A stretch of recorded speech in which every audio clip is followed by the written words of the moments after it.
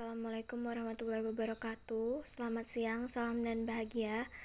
Perkenalkan, kami dari kelompok 5 yang beranggotakan Bilqis Putri Aziza NIM 2020008001, Betty Rahayu Dwi Handayani NIM 2020008024, Rio Restu Fauzi NIM 2020008008, Nur Sania Sangaji NIM 2020008013. Di sini kami akan mempresentasikan hasil diskusi kami yang berjudul Anggaran Biaya Bahan Mentah dan Pembelian Bahan Mentah. Untuk slide yang pertama akan dijelaskan oleh saya sendiri. Bahan mentah. Bahan mentah merupakan bahan yang membentuk bagian menyeluruh dari produk jadi. Bahan yang digunakan dalam proses produksi ini secara tradisional diklasifikasikan menjadi yang pertama, bahan mentah langsung atau raw material atau direct material, yaitu seluruh bahan mentah dan suku cadang yang merupakan satu kesatuan bagian dari produk jadi dan dapat langsung diidentifikasikan atau ditelusuri dengan biaya produk jadi. Biaya ini umumnya merupakan biaya variabel, yaitu satu biaya yang berubah sesuai dengan perubahan keluaran produktif dan volume. Yang kedua, bahan mentah tidak langsung atau bahan pembantu atau indirect material, yaitu bahan mentah yang digunakan dalam proses produksi namun biayanya tidak dapat ditelusuri secara langsung pada setiap produk. Untuk membahas dalam anggaran bahan mentah, maka yang dimaksud adalah bahan mentah langsung atau raw material atau direct material, sedangkan bahan mentah tidak langsung, bahan pembantu atau indirect material dibahas dalam anggaran biaya overhead pabrik. Selanjutnya, rencana bahan mentah. Perencanaan bahan mentah meliputi semua anggaran yang berhubungan dengan merencanakan secara lebih terperinci mengenai penggunaan bahan mentah ataupun suku cadang untuk proses produksi selama periode yang akan datang. Tujuan penyusunan rencana bahan mentah. Yang pertama, memperkirakan jumlah kebutuhan bahan mentah. Kedua, memperkirakan jumlah pembelian bahan mentah. Ketiga, memperkirakan kebutuhan dana untuk pembelian bahan mentah. Keempat, memperkirakan komponen harga produk dengan adanya pemakaian bahan mentah untuk proses produksi atau produk costing. Yang kelima, pengendalian bahan mentah. Anggaran bahan mentah. Perencanaan bahan mentah atau suku cadang secara umum membutuhkan keempat sub anggaran berikut ini. Yang pertama, anggaran kebutuhan bahan mentah. Kedua, anggaran pembelian bahan mentah. Ketiga, anggaran persediaan bahan mentah. Keempat, anggaran biaya bahan mentah yang digunakan untuk produksi. Anggaran kebutuhan bahan mentah. Anggaran ini merencanakan secara terperinci tentang jumlah unit bahan mentah dan suku cadang yang dibutuhkan untuk produksi selama periode yang akan datang. Anggaran ini harus menentukan jumlah tiap bahan mentah dan suku cadang menurut waktu, produk, dan pusat tanggung jawab. Anggaran kebutuhan bahan mentah hanya mencakup jumlah, bukan biaya, atas bahan mentah langsung, sedangkan pembekalan pabrik dan bahan mentah tak langsung mencakup dalam anggaran overhead produk atau pabrik. Tujuan penyusunan anggaran kebutuhan bahan mentah. Yang pertama, memberikan data kepada bagian pembelian, sehingga bagian pembelian dapat melaksanakan fungsi perencanaan dan pengendalian pembelian bahan mentah dengan baik. Kedua, memberikan data untuk menyusun anggaran biaya bahan mentah setiap jenis produk. Yang ketiga, menentukan tingkat persediaan yang optimal. Yang keempat, sebagai dasar perencanaan dan pengendalian pemakaian bahan mentah. Terima kasih, sekian dari saya. Slide selanjutnya akan dilanjutkan oleh Mbak Betty. Waktu dan tempat saya persilahkan. Baik, terima kasih kepada moderator. Yang selanjutnya, dalam anggaran kebutuhan bahan mentah tercantum materi berikut. 1. Jenis barang yang dihasilkan. 2. Jenis bahan mentah yang dipergunakan. 3. Departemen atau bagian yang dilalui dalam proses produksi. Yang keempat, standar penggunaan bahan mentah. Yang kelima, waktu pemakaian bahan mentah atau satuan waktu, yaitu minggu, bulan, triwulan, semester. Untuk penyusunan anggaran kebutuhan bahan mentah digunakan formula berikut. Kebutuhan bahan mentah sama dengan unit produksi dikali SUR atau standar pemakaian bulanan mentah per unit. Yang selanjutnya, anggaran pembelian bahan mentah. Anggaran pembelian bahan mentah ini menentukan jumlah yang direncanakan untuk bahan mentah dan saku cadangan yang dibeli. Biaya yang diperkirakan pada waktu pengiriman. Anggaran ini dapat diartikan sebagai rencana tentang kuantitas, yaitu jumlah bahan mentah yang harus dibeli oleh perusahaan dalam periode mendatang. Anggaran pembelian menspesifikasi, yaitu 1. Jumlah setiap bahan mentah dan suku cadang yang akan dibeli. 2. Penentuan waktu pembelian. 3. Perkiraan besarnya biaya bahan mentah dan suku cadang dibeli atau tiap pembelian dalam unit dan nilainya. Untuk pembuatan anggaran pembelian, manajer pembelian harus bertanggung jawab atas hal-hal berikut. 1. Mematuhi kebijakan manajemen tentang tingkat persediaan bahan mentah. Yang kedua, menentukan jumlah unit dan waktu pembelian untuk setiap jenis bahan baku dan suku cadang. 3. Perkiraan biaya per unit dari setiap bahan dan saku cadang yang akan dibeli. Formula: kebutuhan bahan mentah ditambah persediaan akhir bahan mentah. Nanti jumlah kebutuhan sementara dikurangi dengan persediaan awal bahan mentah. Nanti hasilnya unit bahan mentah yang dibeli. Lalu pembelian bahan mentah sama dengan unit pembelian bahan mentah dikali harga beli per unit. Yang selanjutnya pembelian bahan mentah. 1. Model jumlah pembelian yang ekonomis, yaitu persediaan merupakan sumber daya yang menganggur namun memiliki nilai ekonomis. Persediaan mencerminkan investasi yang dirancang untuk memperlancar kegiatan produksi melayani pelanggan. Pada dasarnya, pengelolaan besarnya bahan mentah ini berfungsi untuk 1. Menyangga proses produksi sehingga proses tersebut dapat berjalan secara kontinu. Yang kedua, menetapkan besarnya bahan mentah yang dapat untuk disimpan sebagai sumber daya yang harus tetap ada. Yang ketiga, menangkal inflasi atau fungsi, yakini jika harga mengalami penurunan, maka pembelian bahan mentah dapat ditetapkan dalam jumlah besar, sedangkan jika harga naik, maka perusahaan telah memiliki persediaan yang memadai untuk kegiatan perusahaan. Yang keempat, yaitu menghindari kekurangan dan kelebihan bahan. Selanjutnya, salah satu teknik untuk menentukan jumlah bahan mentah yang paling ekonomis adalah menggunakan model jumlah pesanan ekonomis.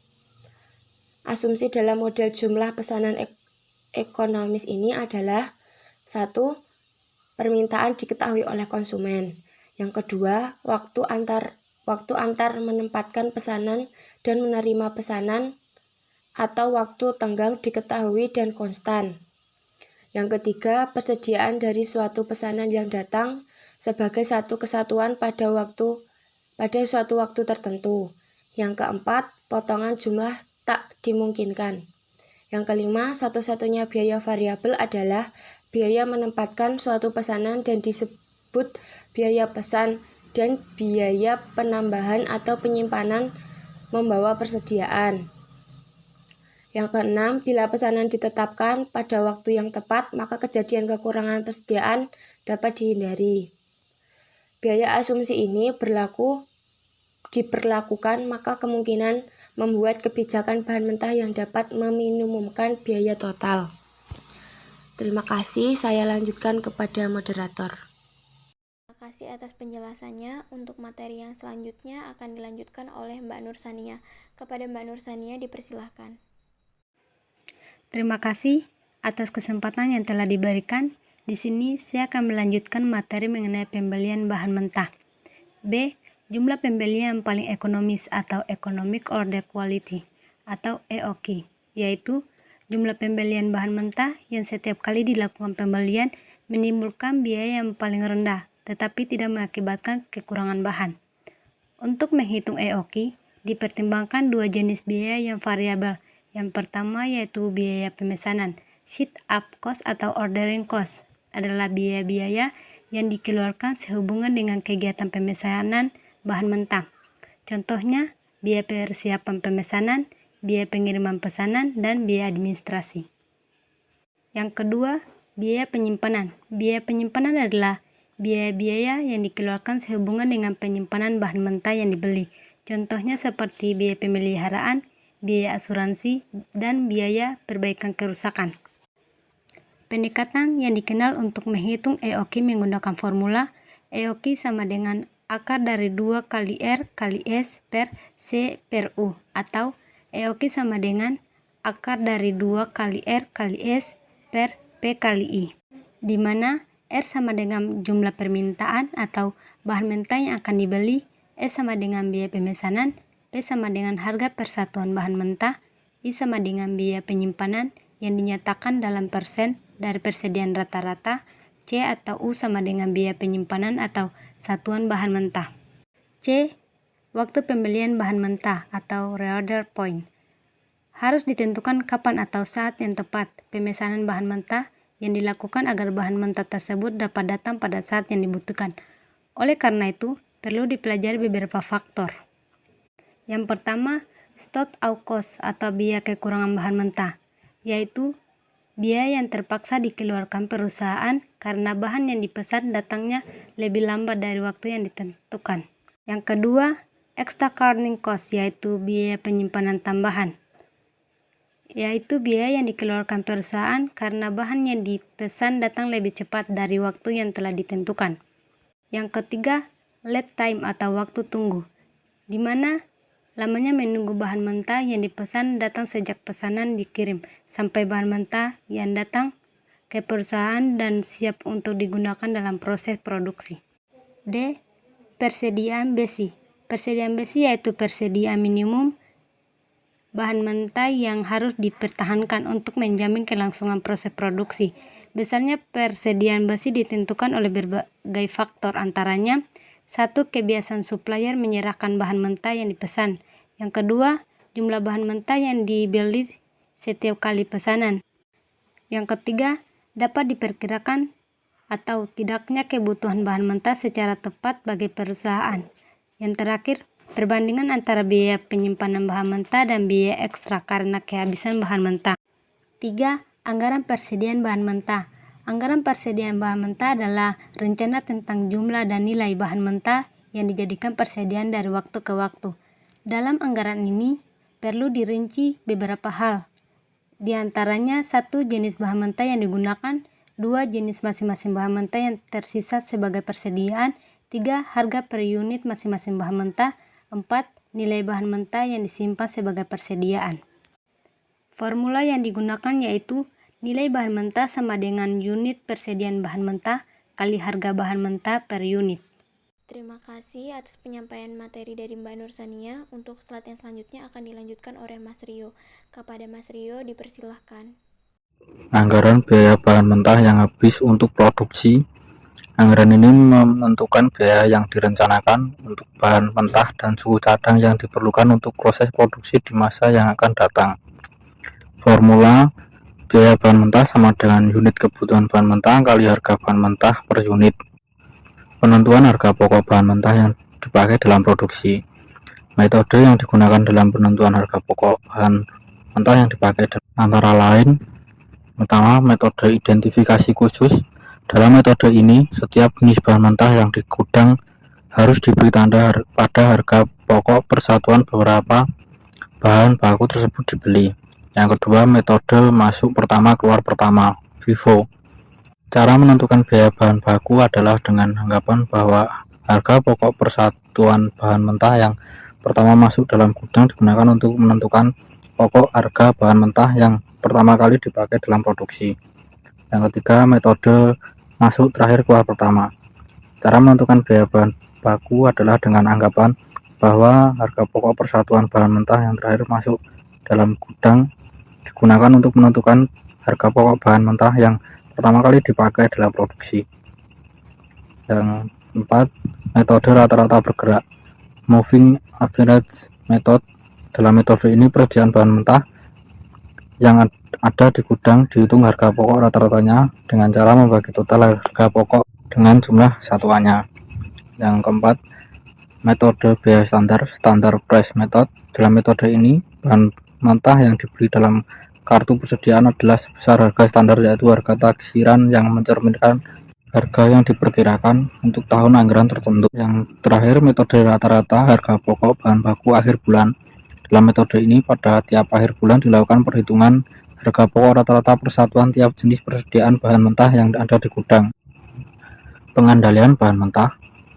Anggaran bahan mentah dalam arti luas dapat berfungsi sebagai alat pengendali atau controlling untuk diperlukan performance report atau laporan pelaksanaan yang terdiri dari laporan pelaksanaan pembelian bahan mentah dengan analisis varian sebagai berikut.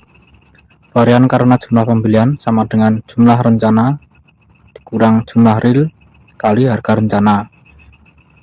Yang selanjutnya, varian karena harga bahan mentah sama dengan harga rencana dikurangi harga real kali jumlah real. Selanjutnya, total varian sama dengan varian karena jumlah ditambah varian karena harga. Laporan pelaksanaan pemakaian bahan mentah dengan analisis varian sebagai berikut. Varian efisiensi jumlah rencana dikurangi jumlah real kali harga rencana. Selanjutnya, varian harga sama dengan harga rencana kurangi harga real kali jumlah real. Selanjutnya, total varian sama dengan varian efisiensi tambah varian harga. Sekian presentasi dari kelompok kami, lebih dan kurangnya kami mohon maaf. Wassalamualaikum warahmatullahi wabarakatuh.